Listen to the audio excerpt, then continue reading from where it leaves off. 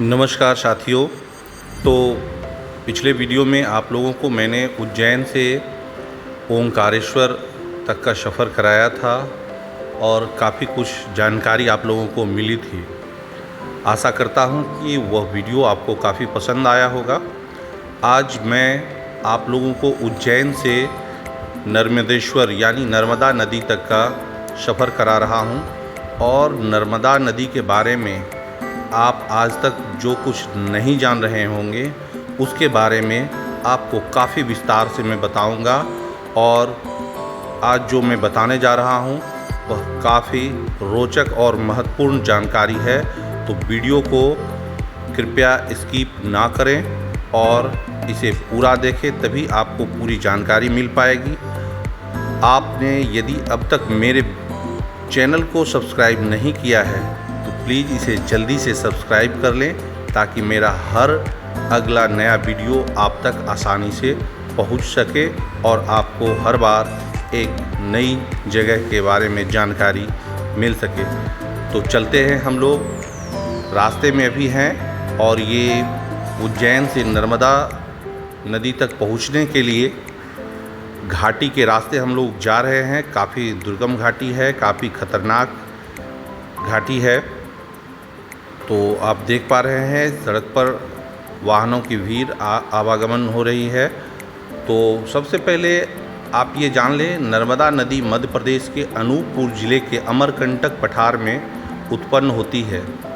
इसके बाद 1312 किलोमीटर पश्चिम की ओर बहकर यह भरूच से 30 किलोमीटर पश्चिम में खंभात की खाड़ी में बह जाती है, जो कि अरब सागर की ही एक खाड़ी है। एक कथा है जिसमें बताया गया है कि राजा हिरण्यतेजा ने अपने पूर्वजों के उद्धार के लिए 14,000 वर्षों तक कठोर तपस्या करके भगवान शिव को प्रसन्न किया। तब उन्होंने महादेव से नर्मदा नदी को पृथ्वी पर लाने का वरदान मांगा। भगवान शिव की आज्ञा से नर्मदा जी मगरमच्छ पर सवार होकर उदयाचल पर्वत पर उतरी और पृथ्वी पर बहने लगी। तब से नर्मदा नदी का सनातन धर्म में एक विशेष स्थान है, यह तो आप लोगों को पता ही होगा। पुराणों के अनुसार शिव से ही नर्मदा की उत्पत्ति हुई है, तो इसलिए उन्हें शिव की पुत्री भी माना गया है। तो आप नर्मदा की पवित्रता से तो भली भांति अवगत हो ही चुके होंगे। जो शिव की खुद पुत्री है वो कितनी पवित्र होंगी। एक रोचक जानकारी आप लोगों को बता दूं कि नर्मदा का असली नाम कुछ और है। नर्मदा के अलावा जो है एक पवित्र नदी, नर्मदा जो है एक पवित्र नदी है जिसका हिंदू धर्म ग्रंथों में प्रमुखता से कई जगह आपको उल्लेख मिलता है, लेकिन इसका प्राचीन नाम रेवा था। कहते हैं कि गंगा में स्नान करने से जो पुण्य प्राप्त होता है वह नर्मदा नदी के दर्शन मात्र से ही मिल जाता है। तो आप समझ सकते हैं नर्मदा नदी कितनी पवित्र है। आपको एक बात और पता नहीं होगा कि नर्मदा नदी जो है वह उल्टी बहती है, जबकि बाकी सभी नदियाँ सीधी बहती है। कहने का तात्पर्य है कि सभी नदियाँ पश्चिम से पूर्व की ओर बहती है, लेकिन नर्मदा नदी जो है वो पश्चिम की ओर बहती है। तो इसके पीछे क्या है वो भी आप जान लें। नर्मदा नदी के उल्टे बहने के पीछे धार्मिक मान्यता हैं और हमें उन्हीं मान्यताओं को मानकर आगे बढ़ना होगा। दरअसल पौराणिक कथा के अनुसार नर्मदा और सोनभद्र की शादी होने जा रही थी, लेकिन विवाह से कुछ देर पहले नर्मदा को यह पता चला कि भद्र की उसकी दासी जुहिला को, भद्र जो है जिससे उसकी शादी होनी थी वह उसकी दासी जुहिला को पसंद करता है। यह जानकर नर्मदा मंडप छोड़कर उसी वक्त उल्टी दिशा में चली गई। साथ ही उन्होंने कुमारी रहने का फैसला किया और तब से आज तक यह नदी उल्टी ही बह रही है। अब आपको नर्मदा नदी के बारे में एक और विशेष जानकारी दे दूं कि यहाँ एक बार रुद्रावतार होने के कारण हनुमान जी हिमालय स्थित शिवधाम कैलाश पहुँचे थे, तो द्वार पर ही नंदी ने उन्हें रोक कर कहा था कि रावण की अशोक वाटिका उजाड़ने के साथ लंका दहन करने और महापंडित रावण के वंशजों की हत्या करने के कारण उन पर प्रकृति तथा ब्रह्म हत्या का दोष लगा है, जिससे निवृत्त होने के लिए उन्हें सिद्धिदात्री नर्मदा के तट पर साधना करना होगा। इसके बाद ही वह शिवधाम में प्रवेश के अधिकारी होंगे। इसलिए नंदी के परामर्श के अनुरूप हनुमान ने नर्मदा किनारे एक शांत और सुंदर स्थान खोजकर वहां साधना शुरू कर दी, जिसके बाद उन्हें दोनों दोषों से मुक्ति मिल गई।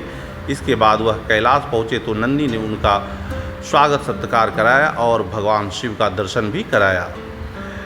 इसके बाद हनुमान ने जब यह कथा राम जी से कही तो श्री राम और लक्ष्मण ने भी ब्रह्म हत्या के दोष से निवृत्ति का संकल्प लिया और वे हनुमान के साथ उसी स्थान पर पहुँचे जहाँ साधना करके उन्होंने प्रकृति तथा ब्रह्म हत्या के दोष का निवारण किया था। जबलपुर में नर्मदा नदी के किनारे लम्हेटा घाट में पहुंचकर श्री राम लक्ष्मण के सर्वप्रथम दोनों ने बालू से एक एक शिवलिंग निर्मित किया और वह शिवलिंग जो है आज श्री रामेश्वर और लक्ष्मणेश्वर कुंभेश्वर के नाम से जाना जाता है। तो यह आपको कुछ रोचक जानकारी मैंने नर्मदा नदी के बारे में दी, यह कितनी पवित्र है और इसकी पवित्रता के अनुकंपा जो है राम लक्ष्मण हनुमान भी हुए हैं। तो हम लोग पहुंच चुके हैं नर्मदा नदी के तट पर। ये आप देख रहे हैं सामने ओंकारेश्वर महादेव का जो मंदिर था वो दिख रहा था और ये अभी गर्मी का सीजन चल रहा है और नदी बिल्कुल समझिए सूखी गई है। यह अभी बहती धारा नहीं है, यहाँ पानी जमा हुआ है।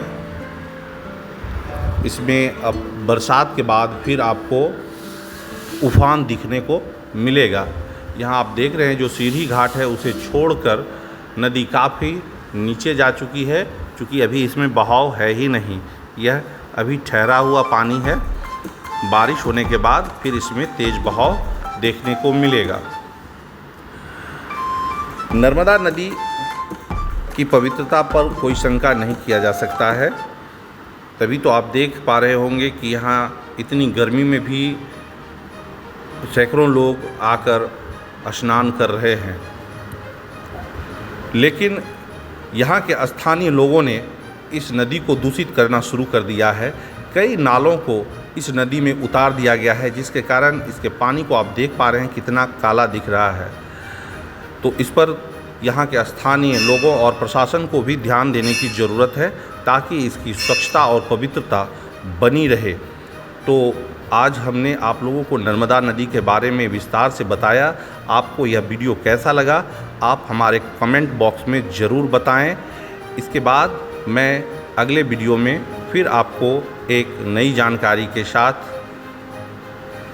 आऊँगा। तो तब तक के लिए जय महाकाल।